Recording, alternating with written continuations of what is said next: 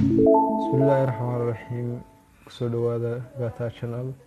Halkan waxaan ka soo jeedin doonaa cashar ku saabsan sidee baan kombiyuutarka ugu isticmaali karaa programmada aan ugu isticmaalo mobilka sida Fiverr, WhatsApp, Imo iyo kuwo kale fara badan. Sidee baan ugu shuban karaa kombiyuutarka? Waxaad ugu shuban kartaa adoo soo dejisada programka loo yaqaano BlueStacks loo yaqaano.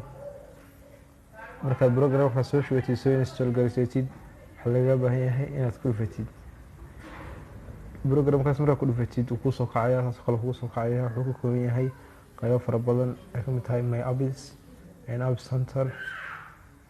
daas kale markuu ku saaro My Apps waxa soo install gareystay home-kana marka waxa ku dhufanaysaa qaybta Play Store ayaa ku dhufanaysaa. markaad ku dhufatid halkaas Play Store caadi ah ku soo baxay.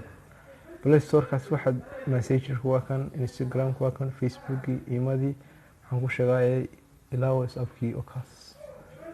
halkaas ayaan ku qorayaa sida hore naqaanaba WhatsApp oo kale aan u baahanahay taas kale aan raadinayaa wuu soo saarayaa WhatsApp-ka caadiga ah. kaas anigu install gareysan yahay wuxuu leeyahay update kare. marka dad doonaysa WhatsApp business waa kan isku sii xiga oo kaas install gareysan leeyahay u baahan anu dad doonaysid waxaan ku sheegay programada hadda la isticmaalo oo ku soo saaraya sida program kasta u baahatid wuxuu ku saaraya sida bahalkii sida kombiyuutarka kale. hadhow markaad soo install gareysatid waxaad ugu soo haysan kartaa sida mobilka oo kale ayaa ugu soo haysan kartaa. haddaba oo ku dhufanaysaa dadna markaas caadi ayaa sidii WhatsApp-ka caadiga ah ayaa u samaysanaysaa. saas ayaa ku samaysan kartaa.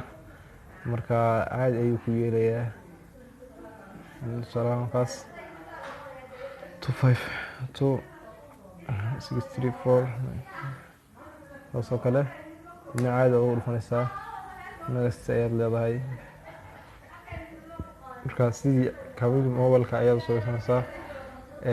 inta kale asliinta kaas edit ay leedahay sidii ay doqodo ka mobilka message ku soo dhaco ma gelinaysaa.